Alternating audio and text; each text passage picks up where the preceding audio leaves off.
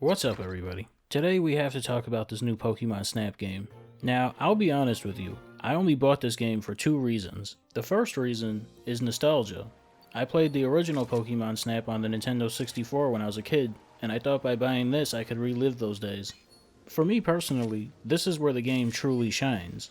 Every time I enter a new part of the map and I get to take pictures of new Pokemon for the first time, I'm filled with this sense of wonder and excitement. Seeing all these Pokemon interact with each other and the environment around them is a nice change of pace for the Pokemon series, and trying to line up a Pokemon for a perfect picture is actually pretty fun. The second reason I bought this game is because my fiance thought that this would be the type of game that she could play. She doesn't play that many video games, and she's not super comfortable holding a controller and pressing buttons or different kinds of combinations of buttons. And I think this is another area that Pokemon Snap does extremely well in. Your character basically moves through each course for you, so that's one less thing you have to worry about. It allows you to completely focus on moving your camera around and taking pictures of Pokemon or finding other secrets in the area. With that said, I think this game is perfectly suited for young kids and people who don't play video games very often. I also think it's fine for people who play video games all the time and just want to change to something more simple and relaxing when they get mad at another game. But this game isn't without its faults, and I think the more you play it, the more you'll start to see the cracks in how it works. I'll start by saying you should play this game pretty sparingly, and what I mean by that is, you're constantly going to have to play the same courses over and over and over again just to level them up to the next tier so you can see new Pokemon in the same area. So far in my playthrough, I've had to play every course at least 2 times just to unlock the next course or the nighttime version of the same course. That excitement you get the first time you do a course goes away very quickly when you constantly have to repeat courses and see the same Pokemon do the same things every time. My fiance and I kinda came up with a little competition where we would take turns playing the same course to see who could get the higher scores on Pokemon pictures. And that helped with the repetitiveness of the game a little bit, but we could barely get through 2 rounds each before we both wanted to play a different game or do something else instead.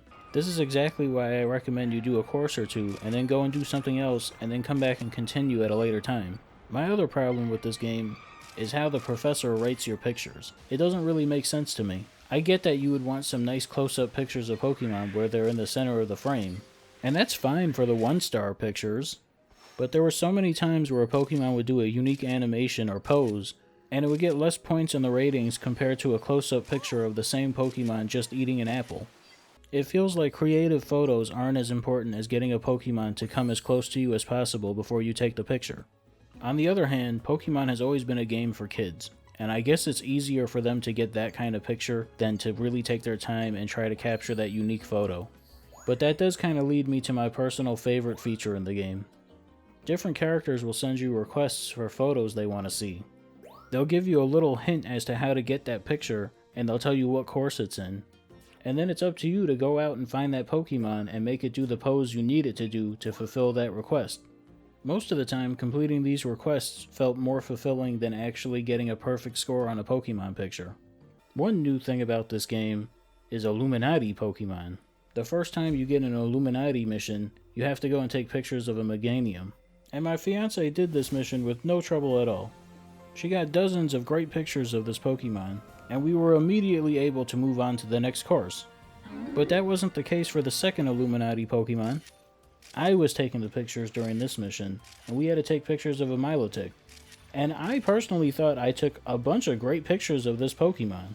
But when we got back to the professor, he didn't want to accept any of those pictures. Somehow, not a single one of those pictures had the sparkly effect that he was looking for. So I once again had to repeat the mission, and this time I refused to do it, and I had to take a step back and stop playing for a while, and I came here to do this video. Hopefully, this info has been helpful to some of you.